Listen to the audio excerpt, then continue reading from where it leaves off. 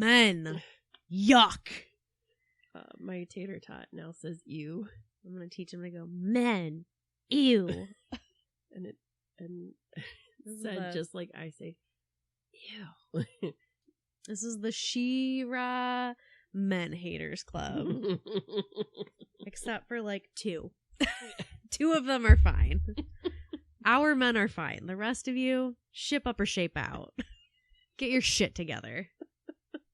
All right? I'll have 2.5 on mine. He's not a man yet. He's not a man. That's true. He is a tater tot. That's true.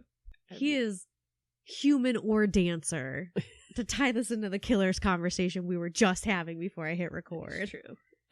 He is both human and dancer. I've seen him do the rubble dance. Yes. I would also say that my tater tot is indeed probably a good chunk potato because that's all they eat. Well, they were eating pretzels when I got here. Yeah, but that and like being coy about not meeting eye contact when I talk to him. To them. That's all they want to do though, is just eat different various forms of potatoes, except for like mashed potatoes. Anything they can pick up with their hands. Oh, sure. That makes sense. So, but steak fries are too thick, I think. I don't know. Not a preference. They're still pretty little. That's a big bite. I feel like easier to hold, but like harder to bite and chew. Yeah. Crinkle fries are where it's at my house.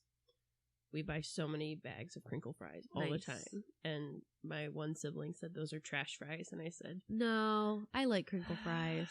I was like, listen, I can't.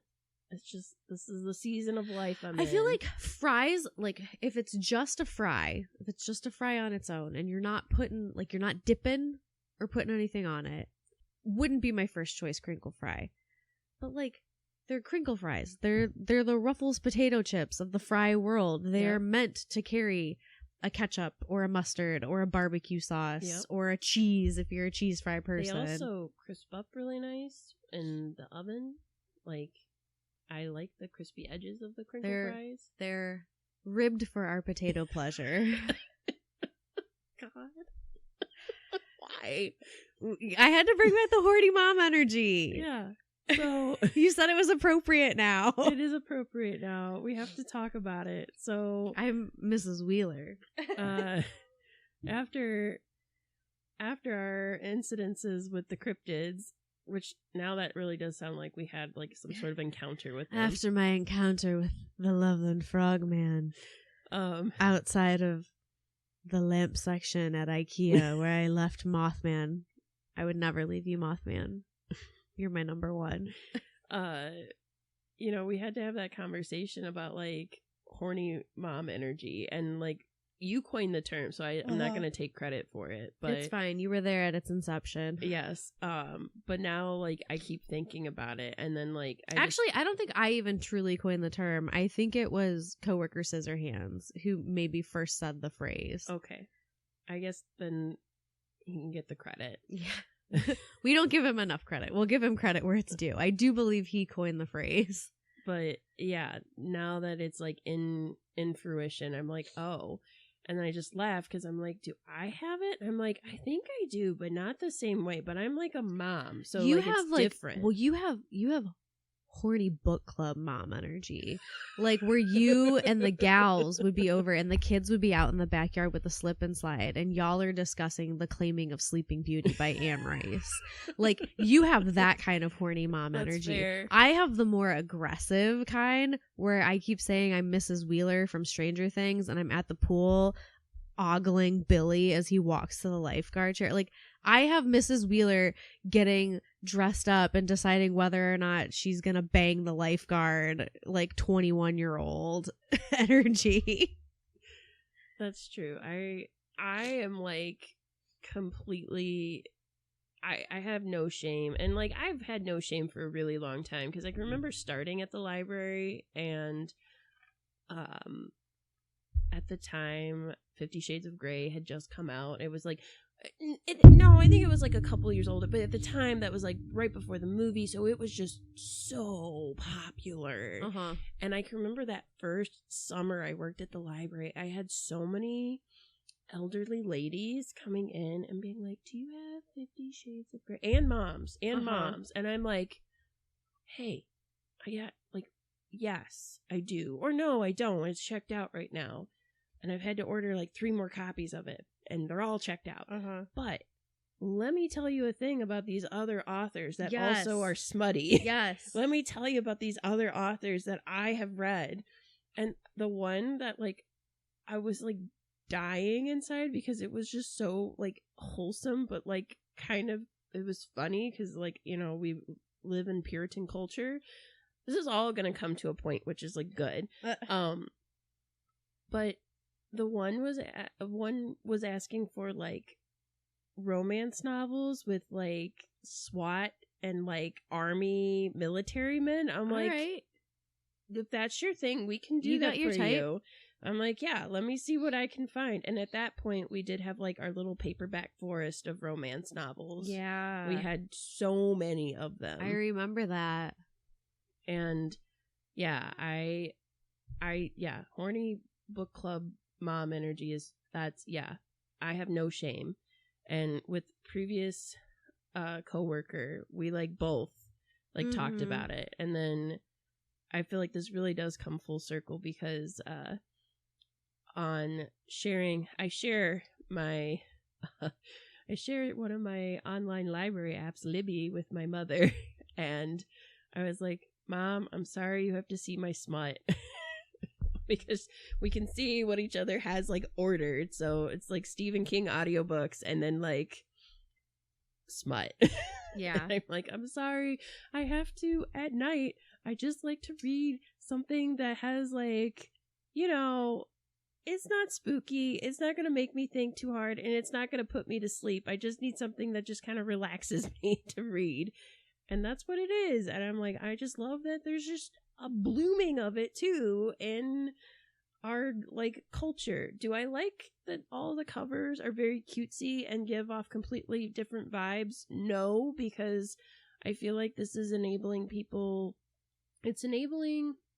I don't mind people reading smut, but what I do mind is like, I'm embarrassed of reading it. But don't be embarrassed. You're an adult. You're allowed to read it. But I also don't like that like these young like bookstagrammers and TikTok people are showing these and they're advertising it to like 10 or 11-year-olds and like kids that don't know or haven't been exposed to that. Because I'm like, I'm not your parent, but there's a line, I feel like, and I feel like we're kind of crossing it at a weird threshold age. Like having like a 4th or 5th grader read Icebreaker is not like what I want to happen. I feel like, but I also don't want to get yelled at by said mom. Like, why'd you let my daughter check out this book? I'll be because I think that's more of a problem that people want us to police what their children check out, but that is literally like in the agreement that you accept when you sign up for a library card that you are going to accept responsibility for your child's account. So that means that you have to have that conversation with them about what is or is not appropriate in your household.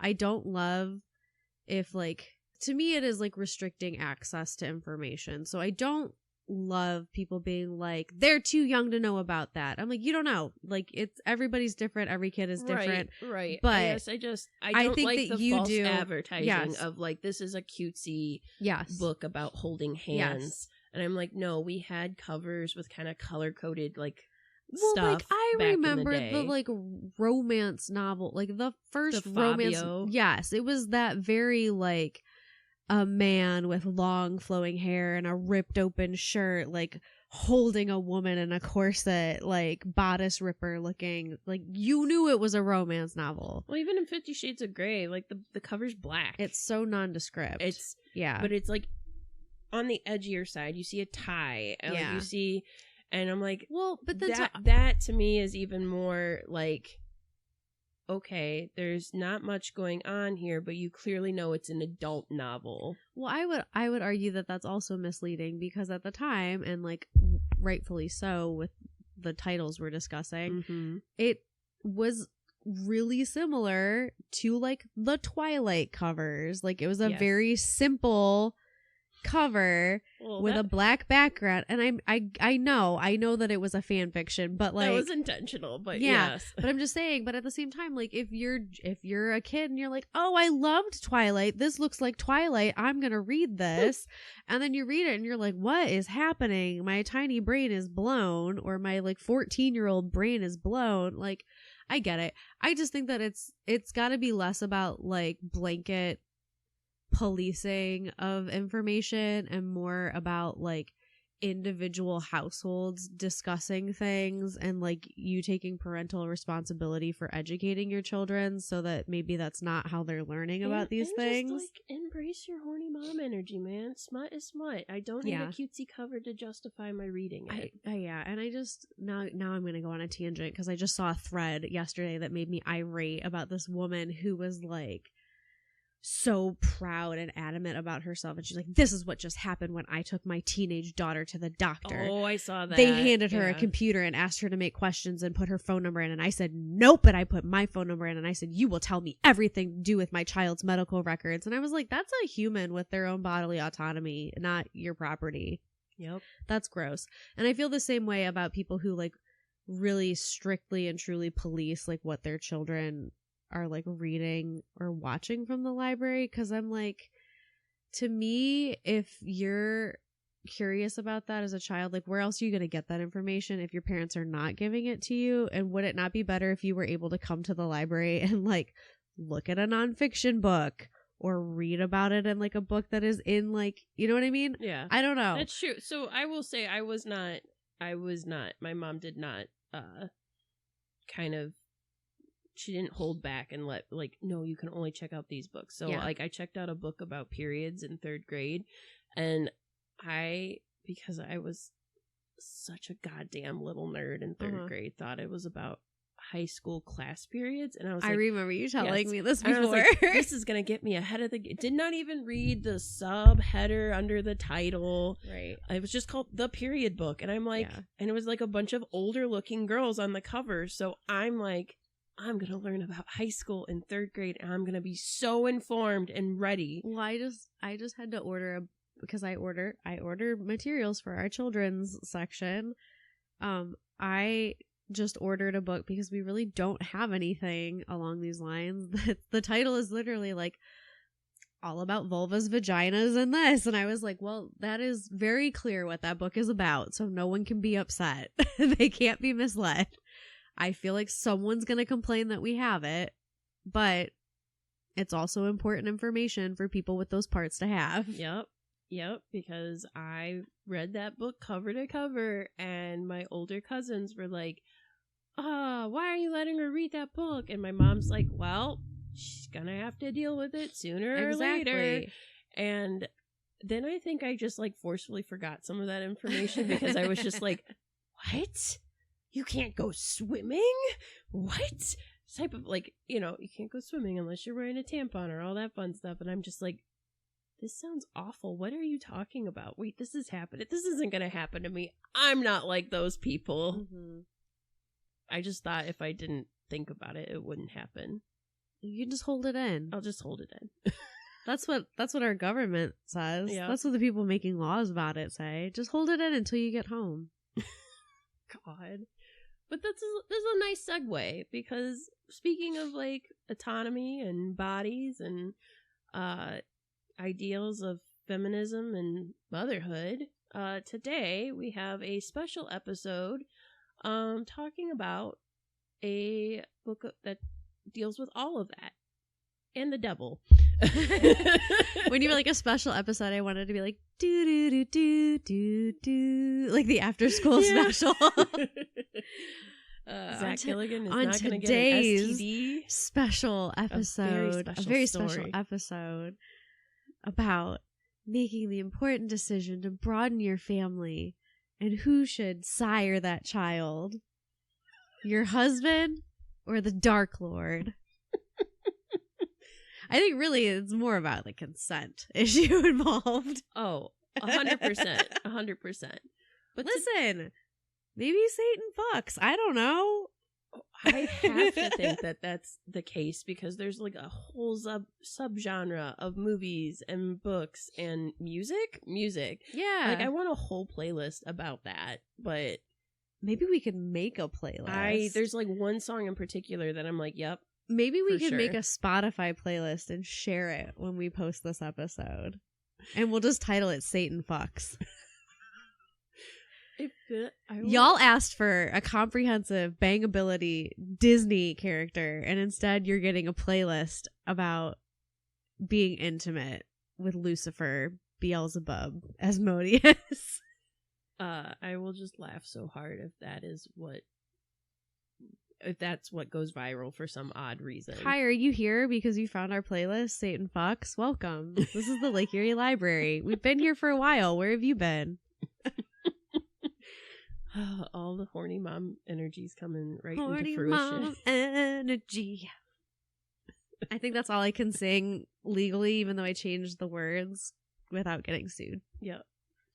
So, anyways, we are discussing today Rosemary's Baby, both the novel by Ira Levin and the movie, which was written and directed by Roman Polanski.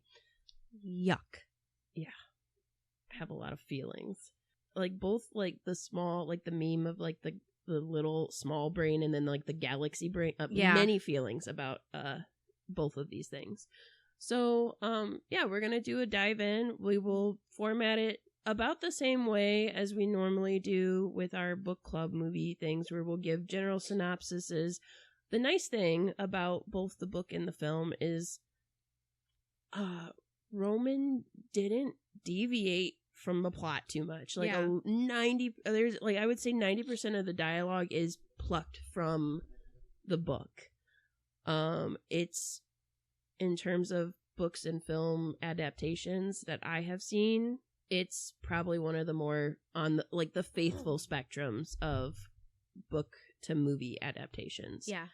And we'll also talk about its legacy as well, why it's still talked about today, and give spoilers, of course.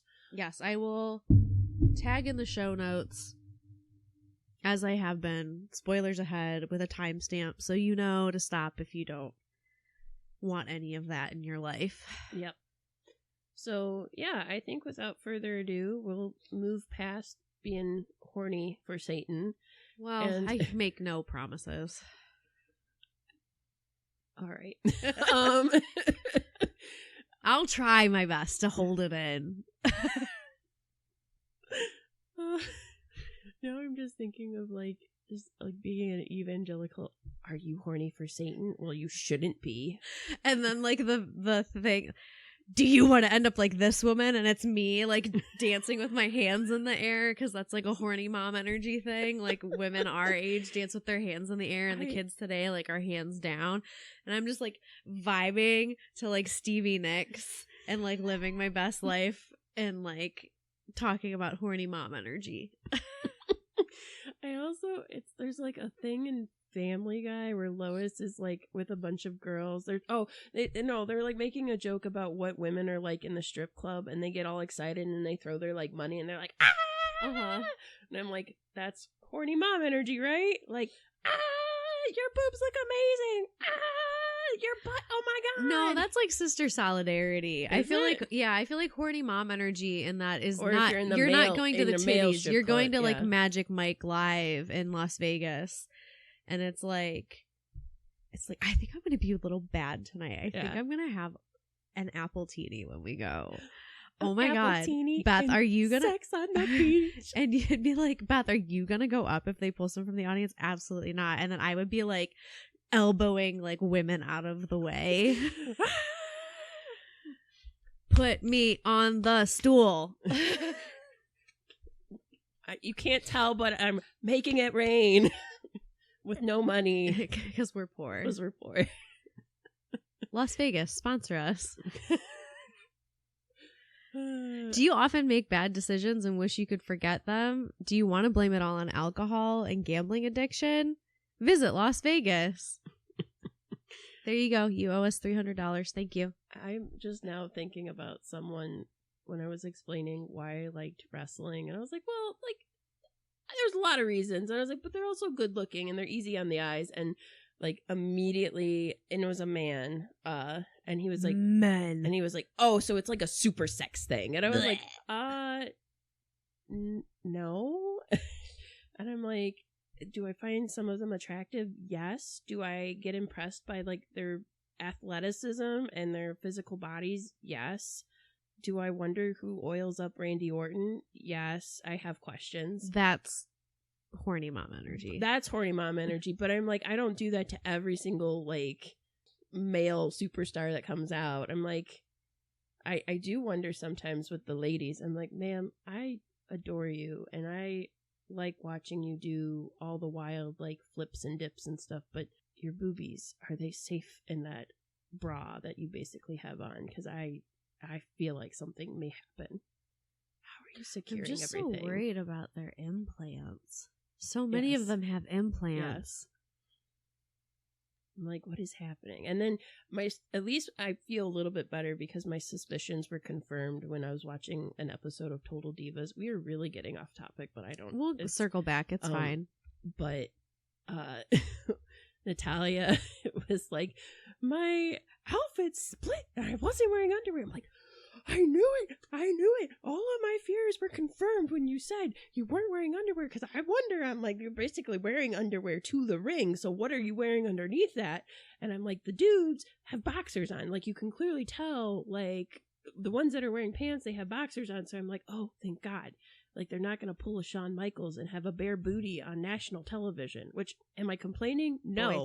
But, like, do I worry? Yes. But then when you say, huh, my pants split and I'm like showed everybody everything because I wasn't wearing underwear, I'm like, that makes me feel better because I like my fears are just validated. Like, yes, this is a thing. Yeah. So I'm like, so it's not always a sex thing. It's sometimes just a normal, I feel like, human curiosity watching people tell me physical storylines through this media. Yeah, for me, it's usually a sex thing. Listen, I'm almost 40. I'm in my sexual prime. I'm not going to apologize. Sorry for everyone's ears. Deal with it. Anyways. Sorry to my boyfriend. I'm embarrassing. Speaking of sex things, let's talk about Rosemary's Baby. Let's talk about Banging the Dark Lord. So, let's start with the book. Yeah. Let's give the background. Yeah. So it came out in 1967 and it was Ira Levin's second book. It was the best-selling horror novel of the 1960s and it sold over 4 million copies. So Ira Levin is known about is it Levin or Levine? We're going to stick with Levin. I think Levine usually has an E on the end of Adam it. Levine. But apologies if someone is like a huge fan and you're pronouncing his name wrong this entire time. I'm gonna make the executive decision to go with Levin. Okay. So the other novel that Ira Levin is also known for is The Stepford Wives. And if you've read any of Ira's work, I would say that there's a very tongue-in-cheek quality about it. Like, this is a horror novel and it's like a psychological horror novel, but it really did between this and the movie, it helped usher in the modern age of horror. Prior to this, you're looking at, in terms of like movies like Psycho, and then in terms of books, like, we don't have yet The Exorcist, we don't have yet Stephen King. Like, that's a 5 years, 6 years down the road. So Ira, walked so these authors could run.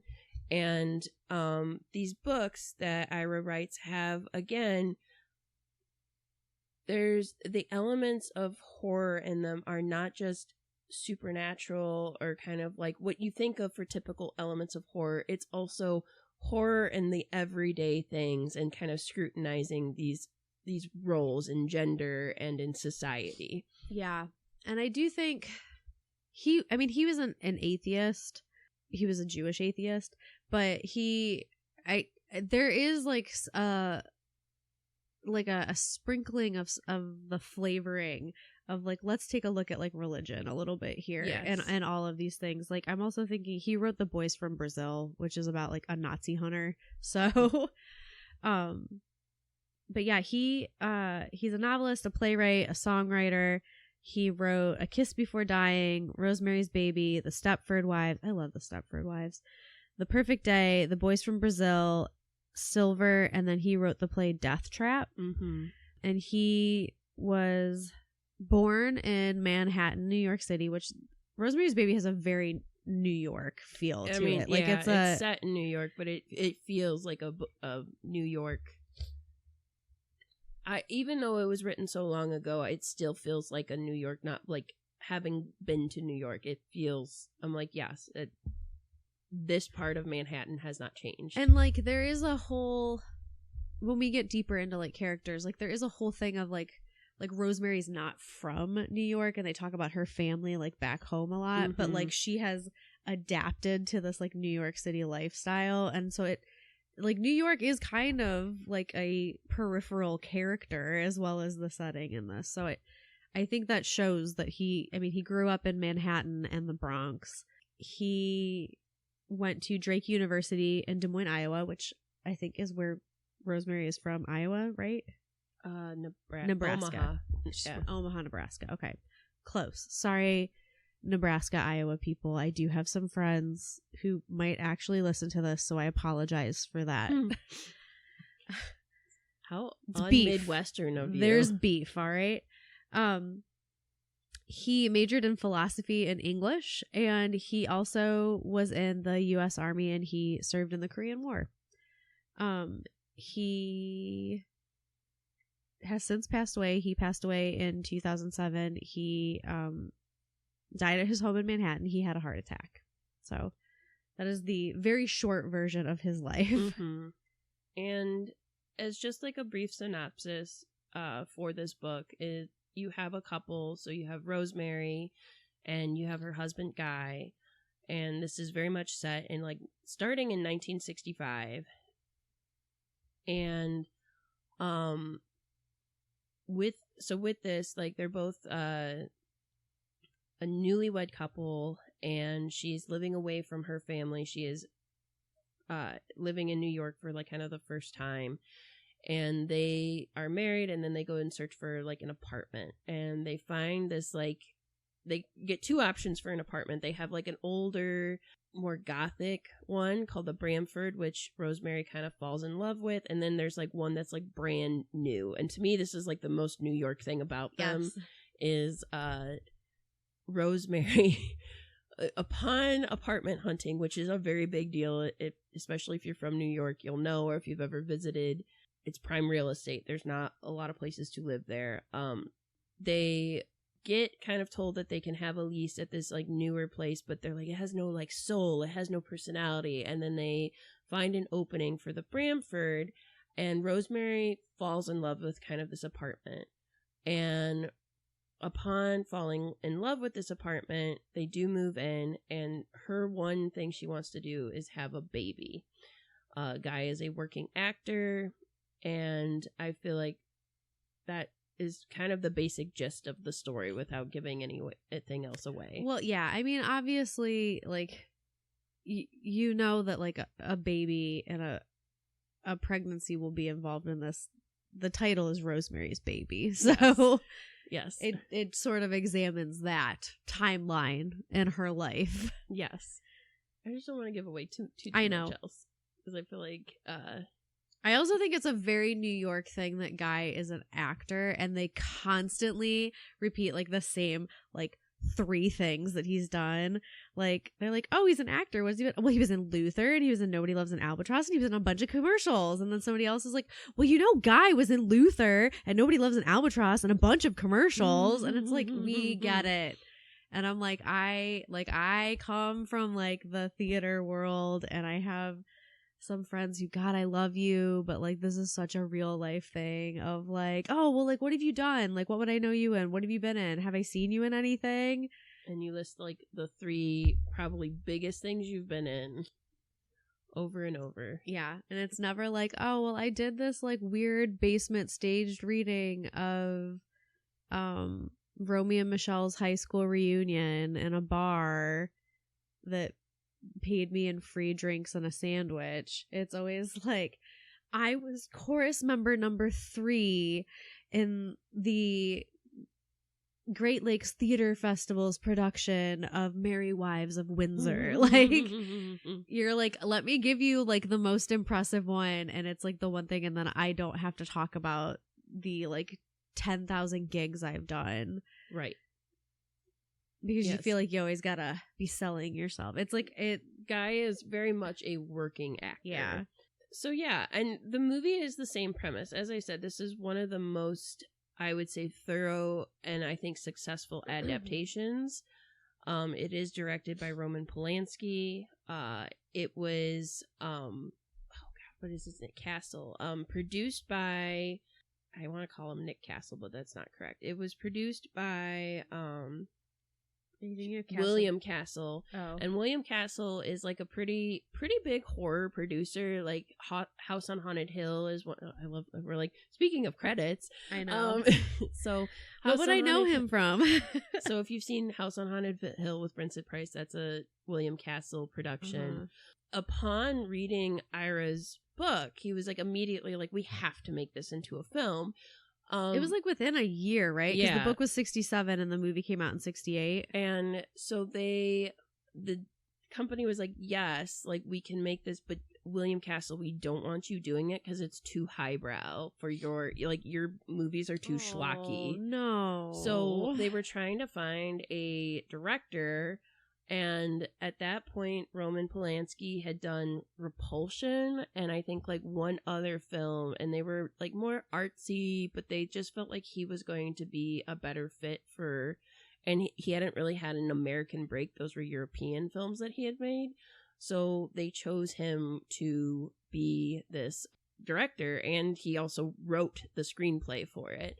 Even more interestingly, he was with Sharon Tate, and he wanted Sharon Tate to be in the film and play Rosemary, but that fell through. And then the movie was given to like Mia Farrow, who I think is like spot on. Like that's perfectly casted. It's a good casting. But I just think, I don't know. I feel like you can't have this movie without talking about him because it's very much like that's his film. Yeah. But he's so gross. And then on top of that, big brain moment. It also, like, the implications of this film is like, you made this film, it's a modern horror film success, and then you have like coming out in 1968, the Manson murders are in 1969, of which Sharon Tate is then murdered. So it's like all connected, but like a loose connection. Heavily pregnant. While heavily pregnant. Yeah. So it's just very interesting. But again, I'm like, it's not actually connected. Like they're technically separate things, but they are all still kind of in the same, I would call it, universe. But yes, the movie has the same exact premise, so I feel like we don't need to rehash the plot. No. I can give you some like details though about it. So this is it's a Paramount Pictures production. It came out on June 12th of 1968 with a budget of $3.2 million. They had a box office success of $33.4 million. And it's set in New York, but the majority of filming took place in LA. I feel like they did a good job making it feel like New York though. Like watching it, I was like, yeah, this feels like New York. Yeah, I mean, it received like very high reviews from critics.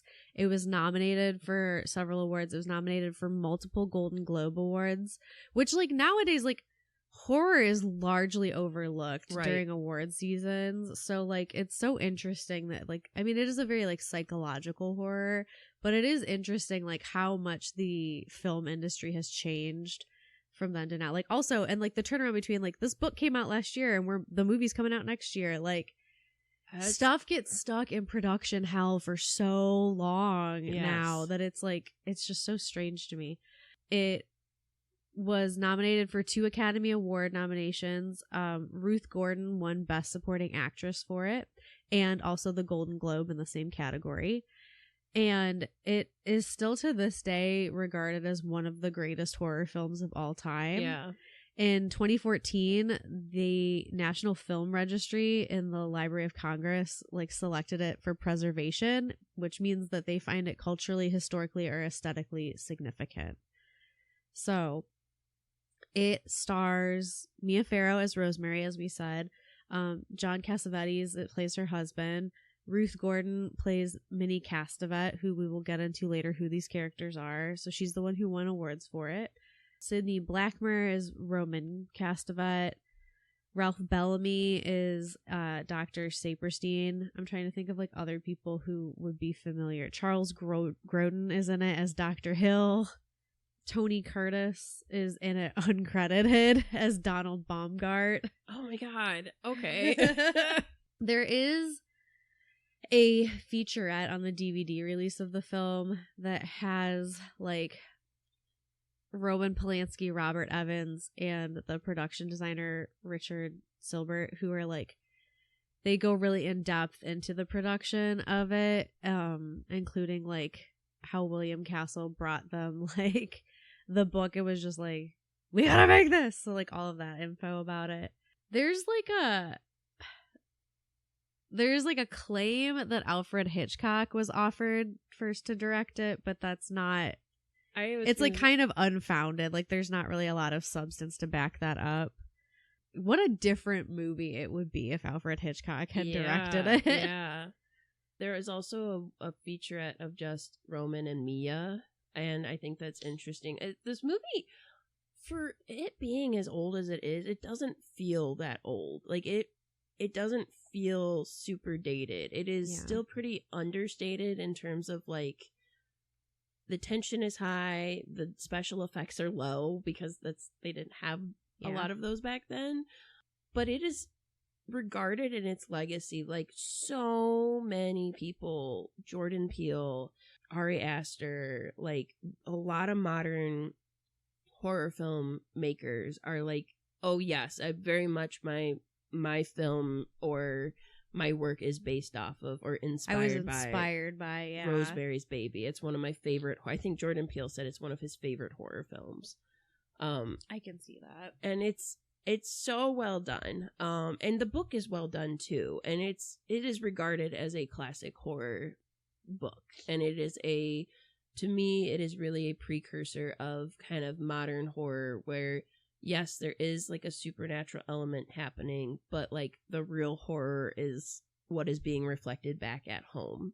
And to me, that is very effective for modern horror fans. And just in general, it's very effective in terms of how we interpret and are affected by horror. It is effective and we are affected. To play my favorite game of who else could have played these characters? Jane Fonda was considered for the role. I'm not trying to be mean, but at the time, I could maybe see it. I think that she is not quite. She doesn't come off quite so naive just because she was such an outspoken, in her personal life type of person. But I think acting wise, I could possibly see it. Possibly. Patty Duke. Okay. Sean Astin's mom. Okay. Maybe. And Goldie Hawn. I don't know how I feel about that. I could see it because she was much less the she wasn't as she's not comedy, the comedy right? not the comedy powerhouse that she is now. She was much more that sort of doe-eyed. Yes. Yeah. Mia Farrow, I mean, that's what is so great about Mia Farrow, and captures kind of this doe-eyed, very Midwestern innocence and motherly feel of first time mom energy. Yeah. So well. And in the book that's that is Rosemary as a character. She captures Rosemary well. Yeah. So they ended up because the book had just come out, they were we need a bigger name in the lead to draw audiences to this film if it's going to be successful, which is how they landed on Mia Farrow. She had supporting roles and things, but she was on a television show called Peyton Place, and like she was pretty popular on there, but more so she had a sort of sudden and unexpected marriage to Frank Sinatra.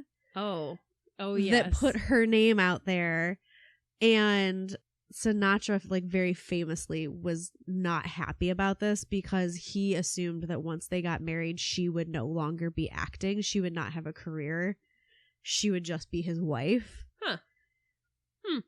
That's very interesting. Yeah. In terms of guy, the first choice was Robert Redford. Oh. Which like I actually I like that a lot. Maybe that's why I can see Jane Fonda, because I think of him, Robert Redford and Jane Fonda in Barefoot in the Park.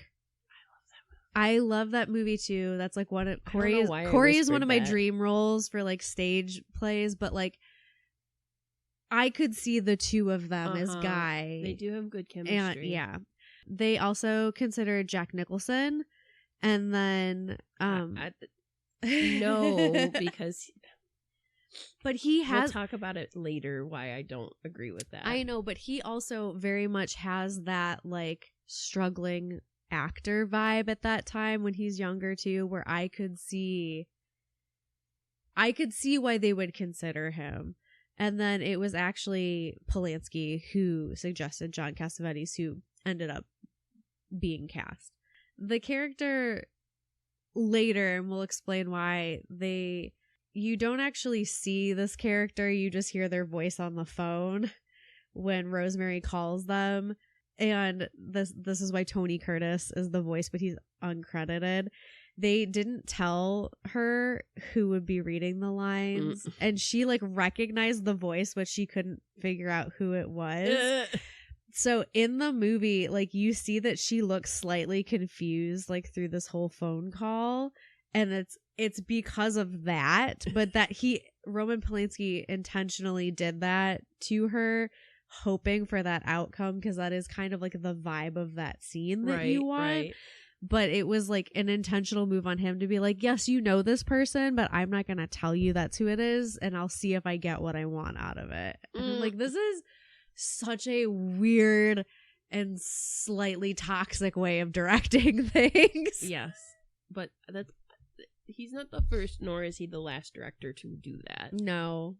We famously have discussed how much I hate Kubrick and The Shining for that. So the external shots in New York City are the Dakota, right? Which is famous because oh no, I don't want to be quizzed today. I don't know. I just knew that it was the Dakota. It's the Dakota, which is located on Central Park. Oh my god! Oh, stop. Because John Lennon was murdered there. Yes. A lot of famous people have lived in the Dakota, like Lauren Bacall, Leonard Bernstein, Connie Chung, Rosemary Clooney, Harlan Coben, Jose Ferrer, Roberta Flack, Charles Henry Ford, Judy Garland, Lillian Gish, Judy Holliday, Boris Karloff, John Lennon, Sean Lennon, John Madden, football. You're welcome, men. Joe Namath, also football. You're welcome, men. Rosie O'Donnell, Yoko Ono, Maury Povich. That makes sense. Connie Chung was there. Gilda Radner, love her. A lot of actors. Robert Ryan, Zachary Scott, Eugenia Shepard, Paul Simon, the musician, Harper Simon, his son. Tons of actors, writers, creatives are living there. So like it also feels right that that's what this house would look like. That this it looks a little ominous, but it also has like very intriguing Gothic like architecture. It does just feel like it's a part and like quintessential to the New York landscape. So I can see why like creative people are kind of drawn to it. Also, throughout the book, which I don't think this is really a spoiler, as they're describing the size of these apartments, I'm like, wow, what a different landscape back then of like over 2,000 square feet for an apartment. Like you have a bedroom, you have like a bathroom, you have and they're not all in the same, like I've been in small New York apartments like this, both the book and the movie. I'm just like, oh my God, how much were these apartments? Right.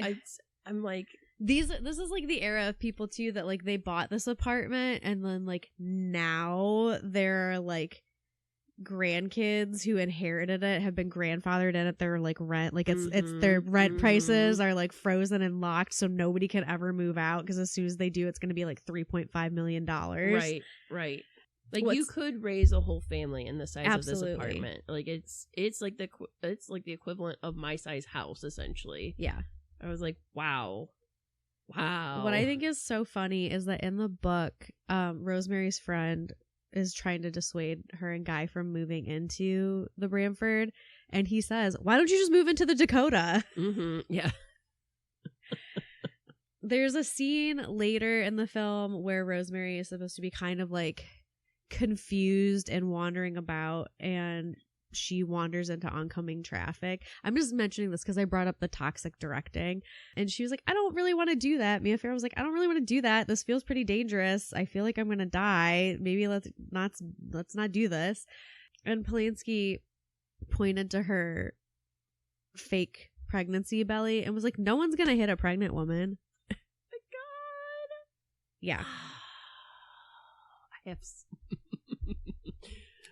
yeah. Flames on the side of my face. I hated him so much. Flames. Burning flames on the side of my face. Oh. So they had to then relocate to the Paramount Studios in Hollywood. So like the interior of the apartment, that's all a soundstage. There's like a dream sequence that takes place on a yacht that's in Santa Catalina Island. And they ended up having... So Paramount agreed to spend $1.9 million to make the film. Polanski is notoriously a meticulous director. So he spends all this time paying attention to detail. So like he would do like 50 takes of a single shot. So like when you're supposed to be filming, he's like calling Ira and he's like, what color sweater do you think that like Rosemary would be wearing in this scene? Yes. And Ira's like, I don't, blue. Okay. Right. Okay. So you're filming full scenes in a day, or maybe two if it's a complicated scene, usually on a film shoot. He's filming one shot out of that scene 50 times. So obviously they go over schedule and they ended up going $400,000 over budget. Wow. They ended up being 3 weeks behind schedule in like November of 1967. Oh my gosh. Then they have further delays in this when Frank Sinatra was like, F this, I want a divorce, Mia Farrow. And he sent his lawyer to serve her papers in front of the entire cast and crew on set. Like, I have a very like toxic fascination with Frank Sinatra for like other reasons. I know he's like a douche canoe because of things like this.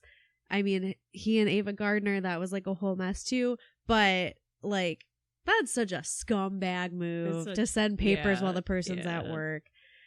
In front of God and everyone. Right. And then she was like, can you pull me? Can you recast me? Like, I need to go and try to save my marriage. And they talked her into staying by being like, but we really think that this is like Academy Award. Like, you are going to be like Oscars season. Like, I really think that you would be nominated for this, which I also think is so shitty. Men. Holy crap. Yeah. There is like a lullaby that was composed that gets played over and like a lot of sequences. It's like over the intro. They recorded Mia Farrow singing that. Oh. It's literally just called The Lullaby from Rosemary's Baby. It's also like the opening credits is visually, it's like, it is the, it's the Bramford. It's supposed to be the Bramford, but it's the Dakota. And it's in like hot pink, like very florally script. It's kind of beautiful in a very like jarring way where your eyes are just drawn to it. They made a TV film in 1976 titled Look What's Happened to Rosemary's Baby. Yeah. In which Patty Duke does star as Rosemary. It's like a sequel, but it's not. It has nothing to do with the novel sequel, which came out in 1997, which is titled Son of Rosemary. There was a remake in 2008 that was like intended to be greenlit, and the producers were Michael Bay and Brad Fuller. I was like, wow, that sounds like garbage. In 2014, NBC did make a 4-hour Rosemary's Baby miniseries starring Zoe Saldana. I didn't hate it. I think that it introduces some extra layers because in that Rosemary and Guy are an interracial couple. Oh, so it adds like another layer socially to it. It does not have great critical response. No. Like a lot of people actually really hated it. I don't think it's all that bad. I kind of enjoyed it. In popular culture, let's see, is there anything we want to talk about? I mean, there was a Halloween episode of Roseanne that referenced it. A lot of, there's so many things that like subtly reference it or have been a nod to it. So like, there's a scene in This Is the End with Jonah Hill that is like a reference to it. And then, I was just reading this interview where Ari Aster was talking about with Hereditary. So that was his first movie, like debut of directing and making, and like that he has said it was very much inspired by and very similar vibes to Rosemary's Baby. And same with like Get Out. Jordan Peele has talked about how similar inspiration from Rosemary's Baby of taking somebody, so rather than dealing with like misogyny or feminism and those types of issues, we're talking about racism instead in horror. So there's just so many directors. The director of one of the segments of like XX talked about how they were inspired by Rosemary's Baby. The movie We Need to Talk About Kevin is said to be kind of a loose inspiration or inspired by Rosemary's Baby. So there's just so many different people that like respect the work and the film itself, but maybe, and it's hard, right? Because like Roman Polanski didn't just direct this movie, he also wrote like the screenplay for it. So it is very much his work in this like film medium. And it's hard because it's like you don't forgive that person for doing the terrible things. And like I certainly don't. That's part of the reason why I waited a really long time to watch and like not read the book. I wanted to read the book, but like watching the film, that was part of the reason why I held off for a really long time. Because I was uncomfortable by it, and I was just like, I really don't want to partake in it. But I'm like, I also understand why it's inspired so many people, and I'm like, it's hard to like. You almost want to know the source material, right? Like what is inspiring all of these like modern horror directors. Okay. I mean, I think that's maybe about as far as we can go spoiler free. Yeah. So moving on from here, this is your cutoff point. If you are like gonna watch this, gonna read it, it's our normal disclaimer here. If you don't want spoilers, stop now, come back later. Otherwise, let's dive deeper. Let's move on. All right. Okay. I hate Guy. Let me just put it out there. Hate him. Yeah. I was trying to determine, like, while rereading this, I tried to do a full reread, and my intention was to do a rewatch, which is what I normally do. It didn't happen. So I was trying to pull, just like while I was listening to the audiobook recently, and from what I remembered of the movie, like, when did I think that, like, Guy went full in with, like, when did he, like, decide, like, yeah, this is what we're gonna do? Like, at what point did, like, the Cassavetes convince him to, like, to be a part of their satanic cult? Yes. So that's what we're missing right now, is that Rosemary is essentially tricked and in a not consensual way is, like, housing a satanic baby, literally the son of Lucifer, by the satanic cult. And the Cassavetes, who on the outside are her, like, backroom, the apartment they live in was, like, split in half, so which means it was like a 4,000 square foot apartment. Yes. I'm like, holy shit. Yes. Why are you living in a mansion? Uh-huh. Did that, like, not, like, that hurt my little Midwestern heart. Like, I was just like, yeah. Like, I wanted to throw up reading this. And I was like, why is it this is one of the most perturbing things to me right now as a modern reader, is the real estate in New York. Yeah.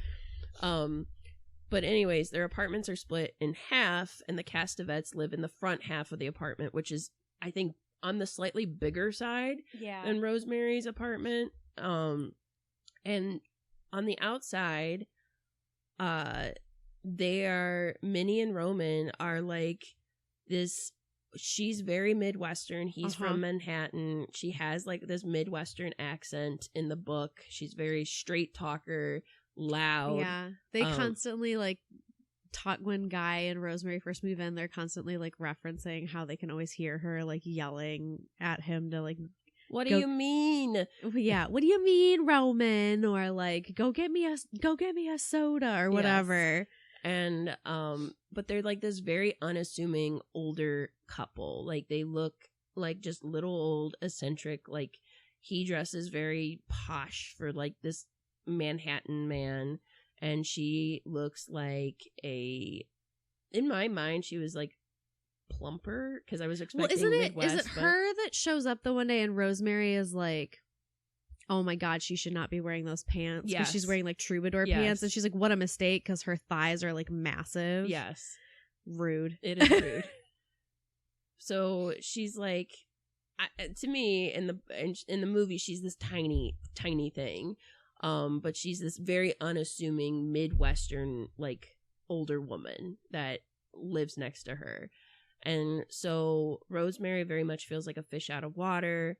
Guy is, like, working, and while Guy is working, like, Rosemary's just a stay-at-home wife. She doesn't have a job. She doesn't have any autonomy.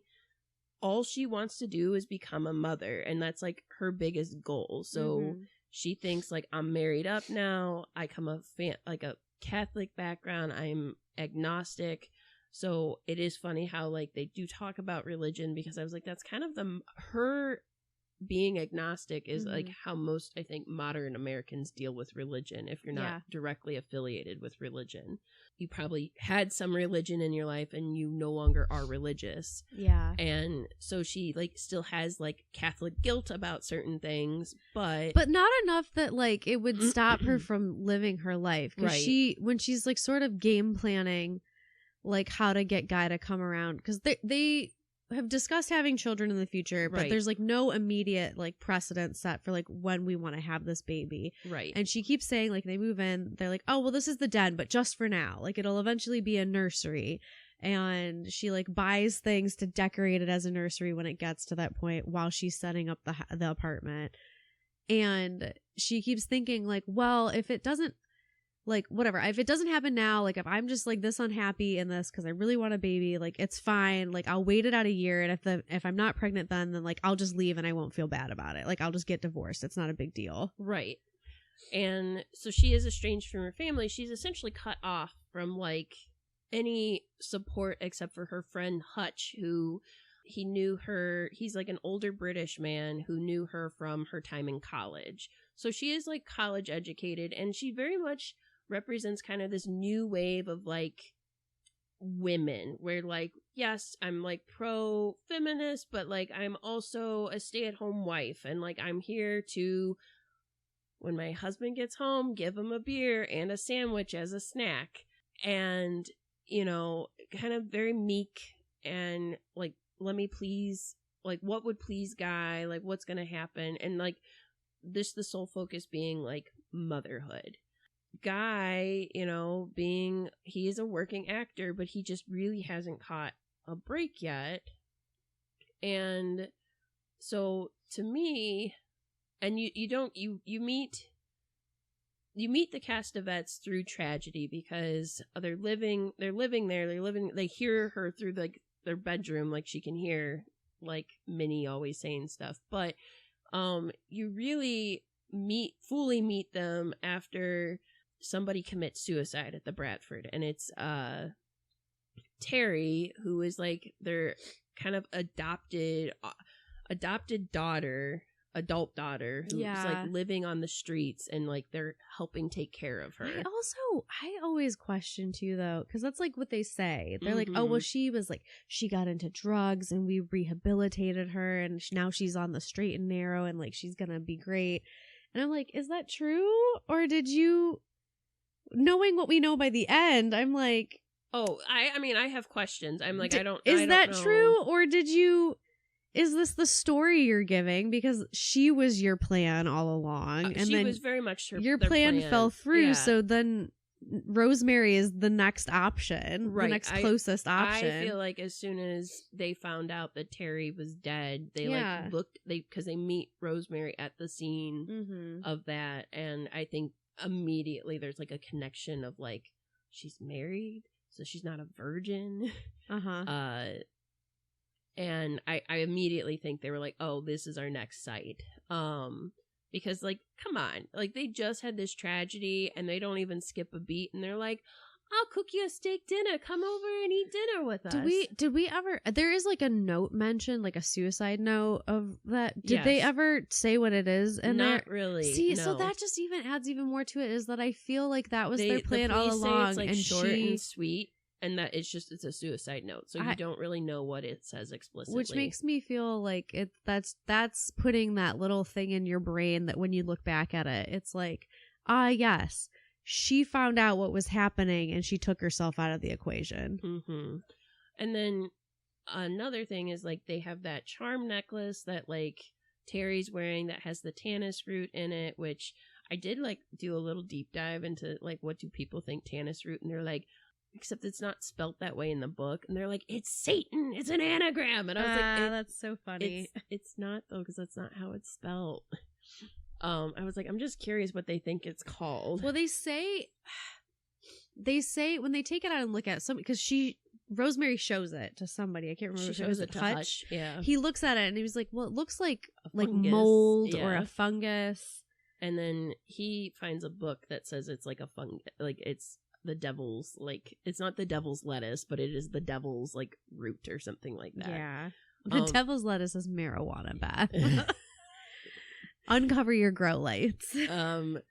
So anyways, like to me, I think because Guy at first was fine that first meeting, and then I think when Rosemary meets the cat and she's like doing the dishes with Minnie, Roman's like, let me butter Guy up. Exactly. And so that's what I think too. I think the second meeting where he goes over to Guy goes over to Roman's house by himself, and she's like, why? We're young. Why are you going over there? And then she stays in to like listen to music and just like, I don't know. Because that's his original take on it. It's like, they're old. Like, don't pay attention to them because now we're locked into like going to dinner with them. They're like, I don't want to have to go hang out with these old people just because they're our neighbors.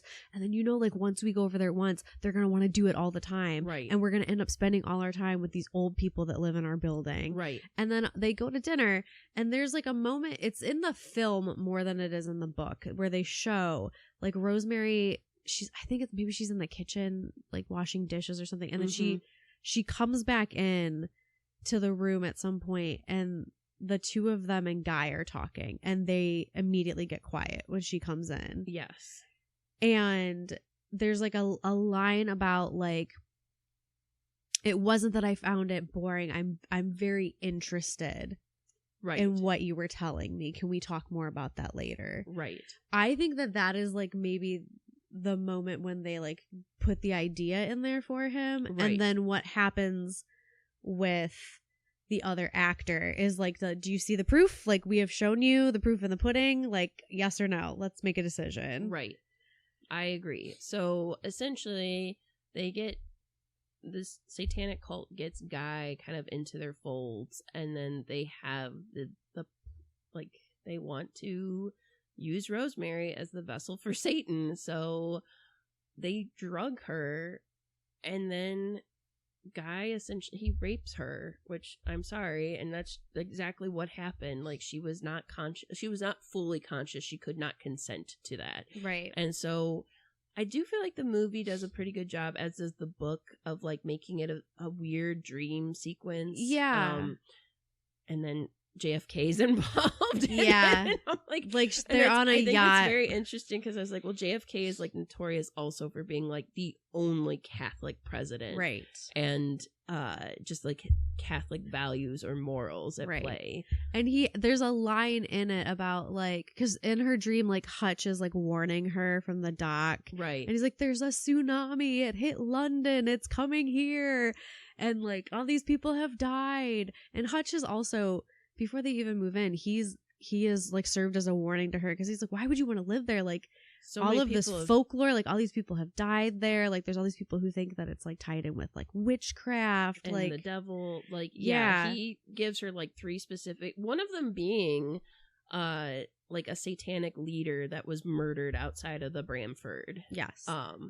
So like Hutch has already been a warning to her about so many things in her life, and then in this dream he's like trying to warn her not to go on this boat, and then she's like, but what about Hutch? She's like, JFK is like, sorry, only Catholics allowed. So it's like, only you understand, right? Yeah. And she goes, yeah. She was like, oh yeah, I get it, you're right. Like, that killed me. And then well done. The things that like get me are the like,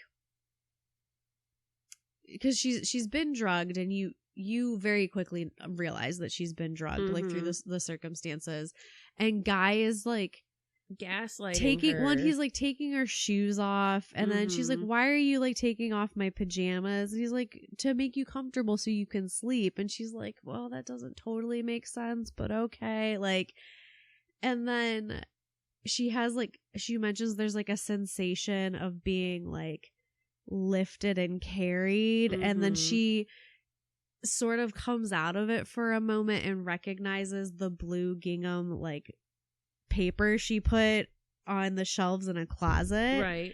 And she's like, and like being passed through it, but like even in her dream she's like, but that doesn't make sense. Oh, I'm back on the yacht. Like, and then too, prior to her, like, so she is, you know, Guy goes from like, we'll have babies when we have babies, to like, hey, let's do this. And she's like, yeah.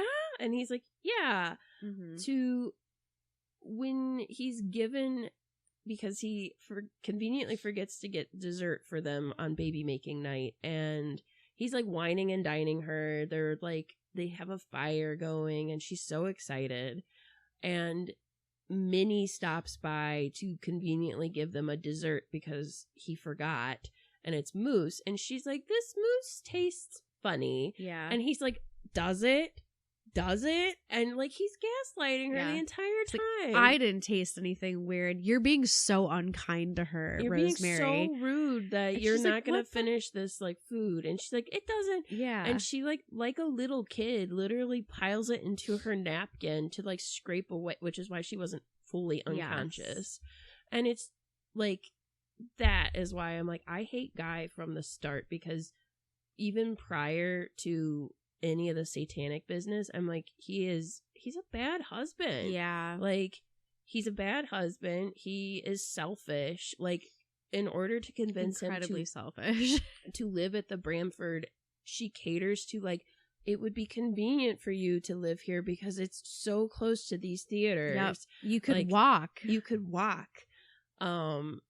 Like, just so many, like, oh, I stay in with him and I don't go out anywhere because he wants to like read lines. Like I'm his line reader for him. Mm-hmm. And I'm just like, that to me is, I mean, so that's also typical of the time, right? This is being written during kind of the beginnings of the feminist waves. This is written like kind of during the middle of the sexual revolution, and talks about like birth control and right before Roe versus Wade. So there's just all of these social issues happening in reality while this book is being written that I'm like, really, Rosemary is a product of her time, right? Like she is truly kind of a reflection of what a woman was trying to be in America at that time. Like you have this Catholic upbringing where you were expected to be devout and have lots of babies and not question God. And then you leave your family to their disappointment. So you're cut off from like any kind of support you would get because you're educated, and you meet another man and now you have to follow that man's word. And when she doesn't follow his word, he like cajoles her into kind of submission to like do what he wants. Mm-hmm. And like, and then even like when when they first go over to the Castevets, she's like has to like, well, I told them, and he's all pissed about it. Yeah. And like she like immediately tries to like rectify it to make him not mad. And I'm just like, this is not a healthy relationship. Yeah. And it's frustrating. But I'm like, I also am not mad at Rosemary because she literally doesn't know any better. Like she doesn't have that worldliness about her where she just doesn't know. Right. Yeah. So I'm like, guy, I want to punch in the face. He sucks. And the most horrific part of the rape is not the ritualistic part of it. It is the fact that the very next day when she wakes up and she's covered in scratches and she's just like, what happened to me? And he's like, well, I didn't want to miss baby making night. Right. And he says it without remorse.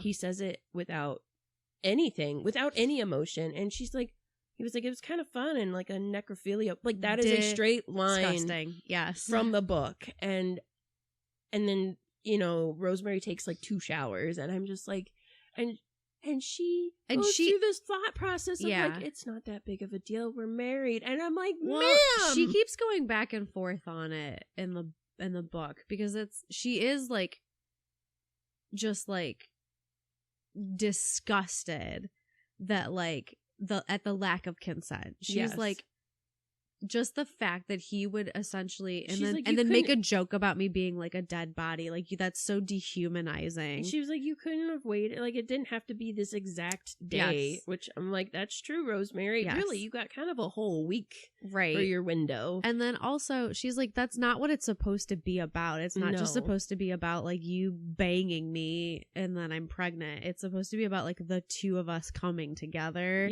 to do that. So like, you just took me out of that whole equation. Like you just did it all yourself. And then later she's like, well, maybe I've been too harsh on him. And I'm like, oh yeah. I like to tell myself that that's not her. I like to tell myself that is like the demon seed in her already like corrupting her brain to like make it work. Like, and so then as this pregnancy goes on, Guy, I think he does feel some guilt because that's a point of contention is he like doesn't talk to her. He like immerses himself into work, which, you know, the satanic cult is working. So he is now getting things out of it. Like he's getting bigger parts and he's getting like shoots and stuff like that. And then all of Rosemary's agency is essentially stripped from her because then she goes to a doctor. And the doctor she had one minor thing of like, I just need additional blood work from you upon a recommendation from a female friend of like, I went to this doctor, Dr. Hill, and he's great. Yeah. And then she's like, okay. She's very excited, finds out she's pregnant. And then he was like, hey, just calling back. I need more blood work. My nurse didn't take enough blood. And immediately doubts and suspicions. And I'm like, I do understand that because as a mother, as somebody who's been pregnant, the most terrifying time of being pregnant is like that first trimester. I mean, there's always a degree of like, is something going to happen to me and my baby the entire pregnancy? But you don't really have a breath of relief until that first trimester is over, because that's statistically, 1 in 4 women are going to experience some sort of miscarriage. So like the fact, and we don't talk about this, like and especially back then, we really wouldn't have talked about it. So for her, like, I can understand, especially she's all alone. And so for this doctor to give her good news, but then like she's immediately like, oh God, like something's wrong. And then she tries to tell Minnie this as like a fellow female, because that's the first thing. Also, big red flag. First thing that guy wants to do is, we got to tell Minnie and Roman. Right. And I'm like, my dude. Not your friends. And I'm like, not Hutch. Like, yeah, like Hutch is like her BFF, I would say, closest person to her right now. And no, her neighbors that she's known for like a month get to know before. And they have a party later where all their friends come for like a housewarming, and that's when they tell them that she's pregnant. Oh, and she's like well into her second trimester by that point. Yeah, and so it's like, why would you not want to tell them first? Or like, granted, you don't speak to your family, but like her one sister does call her. Right. And so it's like, why would that not be the first? No, let's go tell the old people next door. Right. Big red flag. But who don't even pronounce chocolate mousse right. They call it mouse. Chocolate mouse. Did you like your chocolate mouse? Gross. Yeah. I was like, that sounds wonderful. I want to eat that. Blech. But her doctor because then Minnie kind of integrates and has like, she's like, I got a wonderful doctor. He's like well known throughout the entire like New York. And you're like, oh, they're well connected. Like, and oh, Dr. Saperstein, I've heard of him. Like, he's well known. And then you have this doctor, and they're like, he's Jewish, which I'm like, Ira, I get it, but at the same time, like, buddy.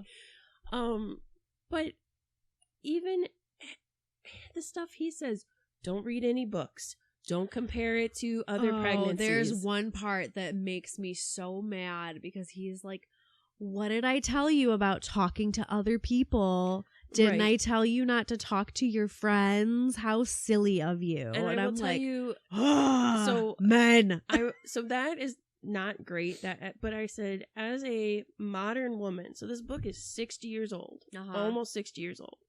As a modern woman that has had a pregnancy and going to your doctor, and especially now with the way all doctors are like commodified, and you really only see the actual doctor for 2 minutes, tops. 15 minutes tops. And going to them about aches and pains and stuff. Like, yes, every pregnancy is different, but the gaslighty part that, like, as a mother, as somebody that, like, has went through a pregnancy before, having her go, I'm in pain, and he goes, it'll go away in 1 to 2 days. That's a normal part of pregnancy. Like, I literally was told that. Now, my aches and pains did go away in like 1 to 2 days, and it was explained slightly better to me. Yeah. But like that immediately, I'm assuming that like, whole like, because she keeps saying it's because I have like brittle bones. I have tight joints, and it's from that, like, that's like round ligament pain, right? Yes. Yeah.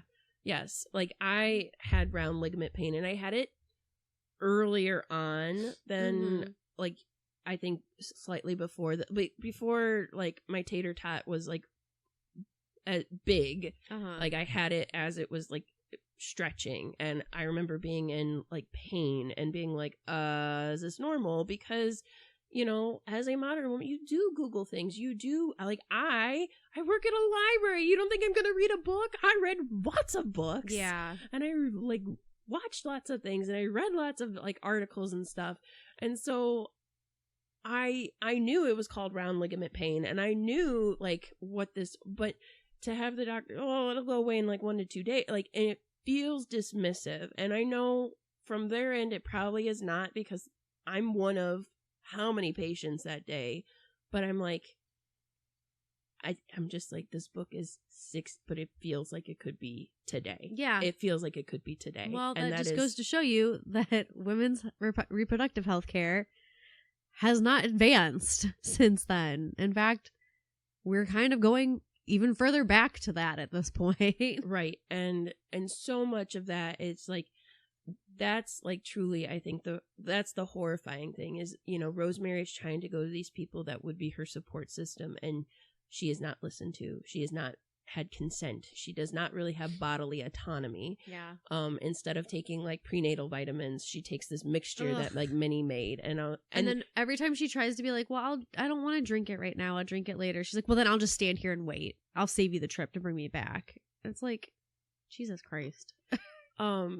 So, you know, the hard part is as this book is going on and movie, Rosemary has a very hard pregnancy. I'd like to think it's because the baby's got to grow like hooves and stuff like that. I think it's just that it's like and it's literally sucking the life out living of her. off of her like life force. So she's like so emaciated, skinny, and like her friends notice that when they come and kind of corner her about it and are like, this is not normal, like no matter what they're telling you.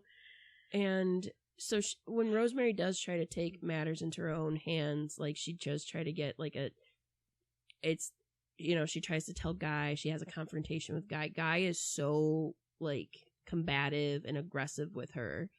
And then he doesn't hit her or anything, but they have a fight about it, and then her pain stops. And so rather than like going through and being like, I need a second opinion, and Guy pulls the finance card too. He's like, we don't have the finances for you to get multiple opinions for people. And it's been like isn't it presented to them too that like Dr. Saperstein is like giving them a discount because of the Cassavets? So like then she believes that they can't like afford to see a different doctor. Right. So it's like, she is being gaslit like this entire time for this entire pregnancy. And anytime she kind of makes a 1-2 stride, she's like pushed 3 steps back in terms of like figuring things out, because she's like, this isn't normal. And she tries to eventually she does try to tell Hutch about stuff, and Hutch finally meets Roman. And when Hutch tries to get back to her, he doesn't show up and he falls ill. And, you know, that doesn't immediately, to me, at that point, like with all this stuff happening, I don't know why that did not raise super red flags for Rosemary. Because for me, I'm like, it's also my BFF fell mysteriously ill, who was fine like 3 hours ago. Also, the second time that someone in like connection to her and her husband has suddenly had a mysterious, serious illness happen to them because the other actor in a play suddenly goes blind, and then Guy gets to replace him. The apartment they had, the woman that died, that they bought the apartment from, also died from a coma. So immediately I'm like, how do you not have this information? Maybe it's because I'm like so paranoid about synchronicities that I like notice like things like commonalities so quickly that I'd be like, how the fuck did you not know that? How? Right. And I'm like, ma'am, not at any point do you go to a library and just like find information for yourself. Like, you obviously read. How would Guy know? But then I'm like, at the same time, because she's so sick, she's not able to go anywhere. There's also a time in there where she goes out like Christmas shopping or something. Yes, and then all of a sudden, like, isn't it Minnie there? It's the other lady. She goes out to meet Hutch. Yeah. Hutch never shows. Yes. And then Minnie shows up and it was like, oh dear, I was just out Christmas shopping. Yes. And so I'm like, I'm sure she's being watched. Yes. So like, how far would she really get if she tried to do that? I'm sure someone would intervene. Right. And that's every step of the way in the book and the movie. She is thwarted, not just by this satanic cult who is they're older people, they're older white people, and she's this young white woman. White people, and yuck, and they're all in kind of positions of power too. So this book is like really examining like this older generation versus this new generation, men versus women and their roles, and then like how a young woman, like how do they get through the world, and how do they get through the world successfully, and how do you get through the world with being empowered when all of these modes of power are essentially being stripped from you. So, you know, eventually eventually Rosemary, she does try to escape. She tries to go to Dr. Hill. And that is, to me, the most tense and like, oh my God, knee-jerk, gut punch part of the book. She goes to Dr. Hill. She tries to, and she like knows in the book, she's like, I have to rationally explain this, but I know it sounds crazy. I know they're not gonna, and she's days away from her due date. And Dr. Hill says, I'll like take care of you, Rosemary. You can go to the hospital. And then he calls Guy and Dr. Saperstein. I know. Because he's like, he's not a part of the cult. He's like obviously not a part of the cult, but everybody else in her life is. Yeah. And he's just doing it because he thinks that she's like got postpartum like anxiety. Yes. And I was like, she's not postpartum yet, but he's like, I know. No, you got like the hysteria. He's like so good intentioned and it just ruins everything. Yes. And so she has this baby and she's not even with it. She's like drugged up. They immediately drug her. And she's told that like the baby was stillborn. Like as soon as she comes to, she asks for the baby and the baby is stillborn. And you know, she's not even with it enough to have an emotional reaction to that. And it's, I gotta tell you, that part is really triggering. Like to not consent and not have your birth plan, to not be listened to by medical professionals, to be told you don't have time to go to a hospital, for her to be in so much pain. I don't know what kind of birth she had, but she was in a lot of pain. Like she talks about, I'm assuming she had stitches or something down there. So she comes out of this alive, but it is a traumatic birth. And then her milk comes in, because that's what happens when you have a baby. Your milk comes in, and she's still expected to pump this milk. Well, it takes her a long time to put two and two together about the milk. And then she doesn't take her, they're continuously drugging her too, which is another part of consent. And to me, that's probably between Dr. Hill and like that part, I was having a emotional roller coaster ride with this, and I was like, we're doing this for Mother's Day. It's Happy fine. Mother's Day. It's fine. And I'm like, you need to finish Night, bitch. It's a very different side of motherhood. I'm having a hard time with that one too, for different reasons. I'm just like, there's a lot of feelings right now going through my body. Yeah. I'm a Capricorn. I don't like that. I have 5 feelings that I want to feel and compartmentalize. All the other ones are, I'm like, nope, too extraneous. Don't want that. Don't want that right now. So yeah, Rosemary, and what I think is probably the most empowering feeling, essentially saves all of her drugs that they've been giving her, hides them, and then drugs one of the cultists, the Satanists, and goes and grabs a giant butcher knife, the biggest butcher knife she has, and then realizes that the closet in her house, because her apartment and Roman and Minnie's apartment are connected, she realizes it's through the closet that they're connected. Which is why she was passed through the closet in her dream, because they were taking her into the other apartment. And that's also why when they first move in, there's like a giant like wardrobe, and they don't call it a wardrobe, they call a secretary desk, not a wardrobe. There's a desk in front of it. And they're like, that's so weird. Why would they put a desk in front of a closet? And she's like, oh, it's extra space. Let me make it pretty. But like, obviously the old woman who died was like, fuck that noise. I'm putting a desk in front of it. You're not coming into my apartment. Mm-hmm. So, and that's like the final, like she goes through, she has this giant knife, and she realizes that the baby is alive. And this is done so well. Like there's like a party going on with everybody there with this baby, and the baby's in I love this, because I was like, if we're gonna go over the top with like being the Antichrist baby, let's go over the top. Black bassinet, hanging upside down crucifix, like everything's black shroud, black muslin wrapping for the baby. And you don't see the baby in the movie, so that's not like, but the baby is described in the book, and she goes over because she's essentially like, don't mess with me. I have this giant knife. And they're like, did you kill blah, blah, blah? And she's like, I did. She didn't kill. She just drugged her. But she's like, I did. And if you mess with me, I'm going to like cut you too. And it's the rage she feels is like, yes, Rosemary, yes, this is about time. This is how you should feel. And then it's like so deflated into horror when she gazes upon her baby, because her baby is the spawn of Satan, and it is it's got like goat eyes and little hooves and claws, and she's just like, what happened to my baby? And then in the background they just have Hail Satan, Hail Satan, Hail baby, Hail baby. Oh man, that's another story for another day. The cult of Nemo. But anyways, it's just such a powerful like ending of her being so like, what is that?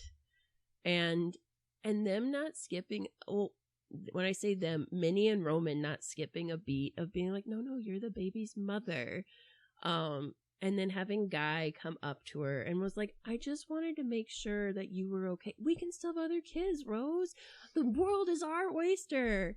And then I would have stabbed him with the knife I had. She spits on him, which I hope she hawked a good one. But like, I'm like, I don't even know at this point. Like, the book is semi-open-ended. And Ira does that a lot with his books, where like, it's very tongue-in-cheek. You're kind of expected to assume, but it's not like, and it's done in a way where, I don't know, I feel like his endings are kind of Twilight Zone-y. Do you know what I mean? In terms of like, we're poking fun at this big thing, and like, while this is horrifying, like, this is so absurd that we have to have kind of an absurd ending with it. And Rosemary, her first thought is like, well, I have to kill the baby. Like, it's the spawn of Satan. But then she hears the baby cry because Louise, like, get out of here. Laura Louise, I'm like, get out of here. Yeah. I want to punch her in the face too.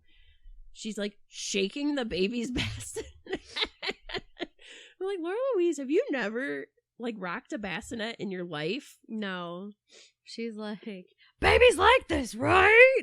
Like, man, this is how shaken baby syndrome happens. God. What are you doing? Yeah. So her mother, like, instincts kick in, and she, like, rocks the baby. And Roman's like, let her do it. Let her. Yeah. This is your child. You are. Let her cook. Let's see what's going on. let her. And but then she's like, in the book especially, like, well, you must be, that, all this black is so dreary. Like, God.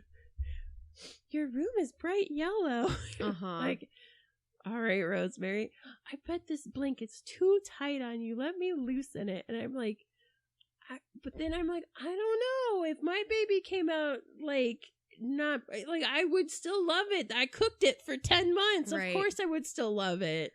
So it's like, it's hard. It's hard. And I feel like no reaction would be the wrong reaction to that. Like, if you were horrified and you wanted to kill it because you're like, no, that's not truly my baby, you're an abomination, valid reaction.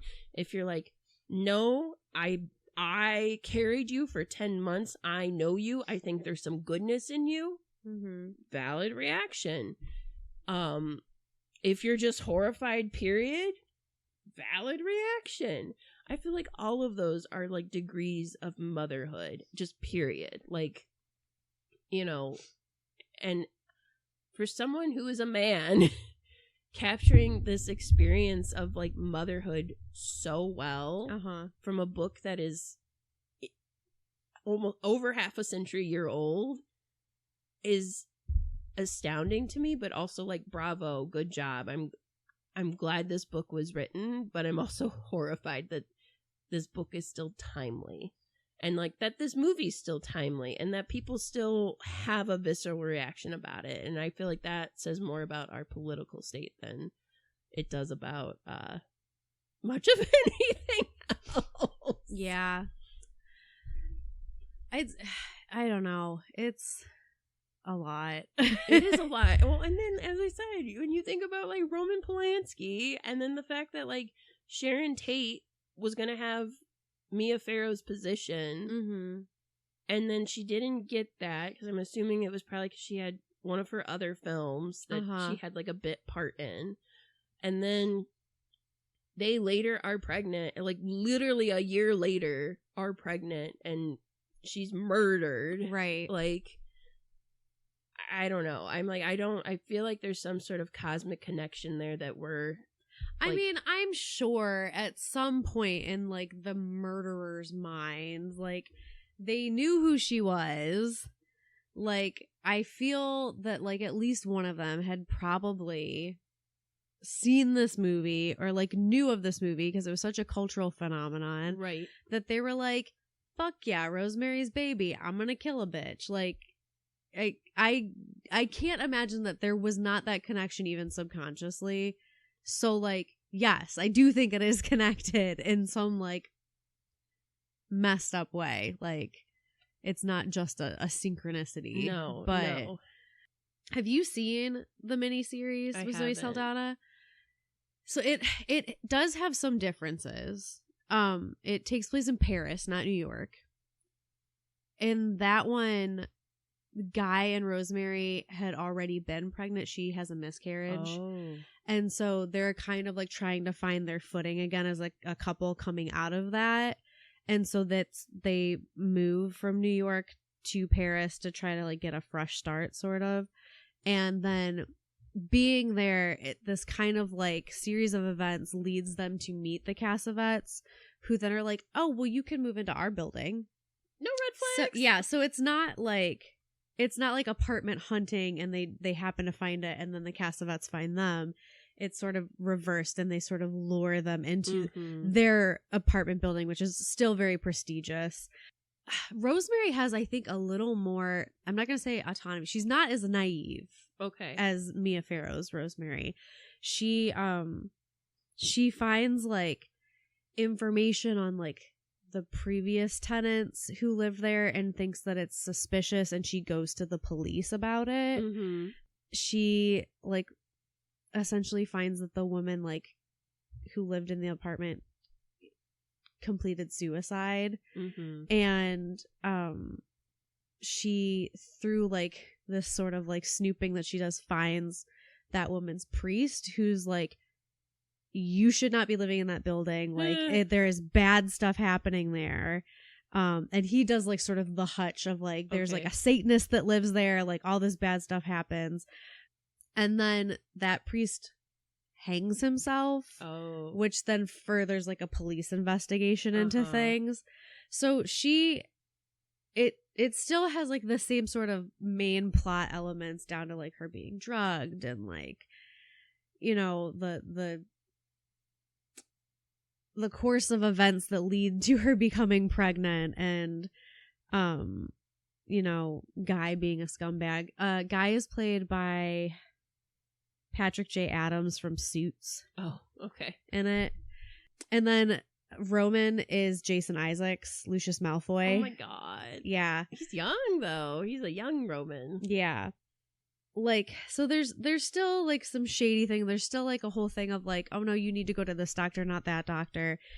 But I feel that Rosemary is a little more aware and a little more hesitant to just sort of, like, write things off through it. She's like finding, like, books about, like, witchcraft and, like, reading up on it and things like that herself. I will say I love Hutch, like, in the book talks about going to the library and looking through their, like, I'm like, he has his montage moment where he's going through the newspaper clippings. Exactly. That's all you ever want. In the mini series, though, after she has the baby and is told that the baby has passed and that it's like, well, you can't even see it, we already cremated it. She's like, fuck you, Guy, I'm out, we're done, I'm going back to New York.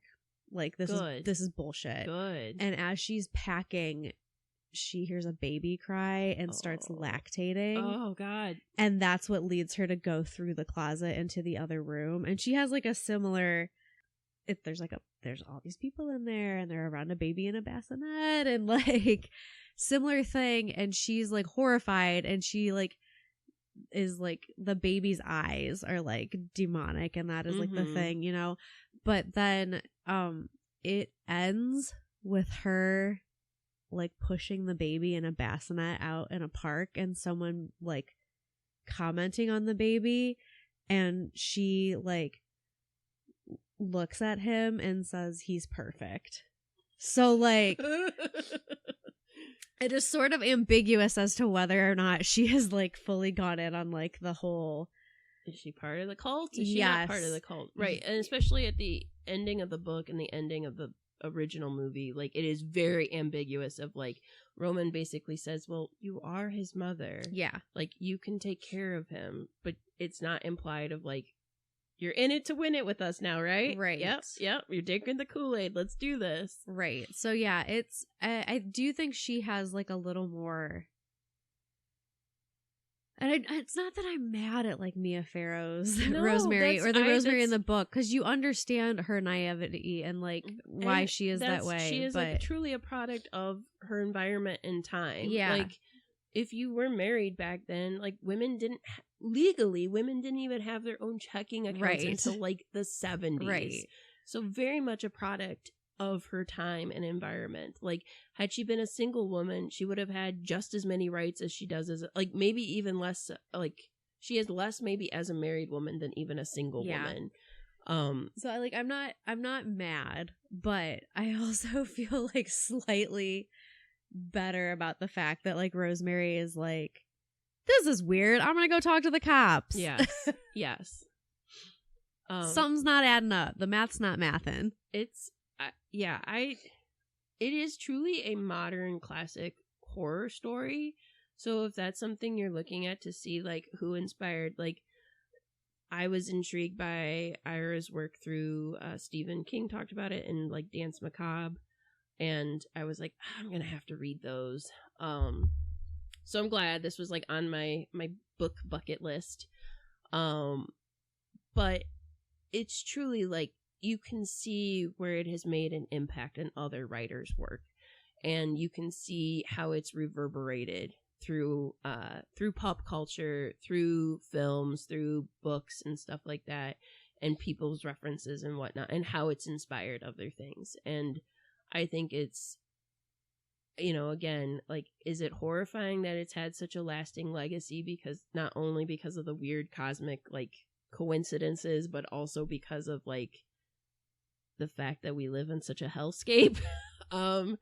You know, like it's hard to say like what, you know, if we lived in a different society, would this book be as lasting as it was? I don't know. Yeah. But it's definitely something that I feel is worthwhile reading, and worthwhile, especially if you are like identifying as a woman and, you know, or, you know, you've had dealings with like childbearing and stuff like that, and kind of dealing with that in your life, that this would be a book to read if you're a horror fan.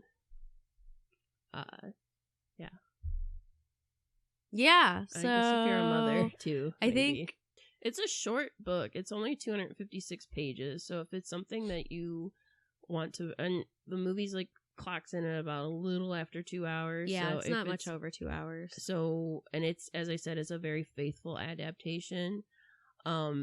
If that's something you're interested in, you can check it out. The movie's on a lot of different, you can rent it at your local library, but it's also on a lot of different streaming for free. If you want to hear, if you're like interested in this, but maybe like you don't have the time to watch it, or you don't have the time to read the book, which it is short, like we just said, so you probably do have the time. But Mother Horror, who we both love, also just took a deep dive on Rosemary's Baby, so you can check out like her take into it and her sort of like commentary on it if you want to just go a little further into this, or if maybe you really like the book and you just like hearing other people talk about it. But yeah, we talked about Night Bitch. That's another mother centric horror adjacent novel. Yep. So if you're looking for something else to read, I think maybe we'll talk about that one maybe next year or something. But if you are a mother or you have a mother or you have someone who is like a mother to you, I hope that you all have a good Mother's Day celebration. If you don't have that sort of person in your life, or you have, like a complicated relationship with mother figures, then I hope that you just have a gentle Sunday and you do something kind for yourself. I'll be going to a Polish Club breakfast where I can't eat anything, so I got to bring my own vegan breakfast, but I go with my mom every year, so that's where I'll be. I will be at both sides of my family. I do a 2-in-1 Mother's Day special for all the mothers. 2-in-1 Mother's Day special. Moons over my hammy. Denny's. $12.99. Thank you, Denny's. You owe us $500. So thank you again to our spooky sponsor. Thank you, spooky sponsor. And we hope that you guys reined in your horny mom energy. It's Mother's Day. Let it out. Go watch Bad Moms. You'll be fine. Yeah. Yeah, maybe balance out Rosemary's Baby and then watch Bad Moms. There you go. It'll be all right. And yeah, I hope you guys have as Britta said, a gentle Mother's Day or Sunday, or if you do celebrate it, I hope you have a nice Mother's Day and hopefully the weather permits for anything outdoors. I'm getting tired of this spring up and down it's business. Gotta stop. But yeah, thank you guys again and stay spooky, friends.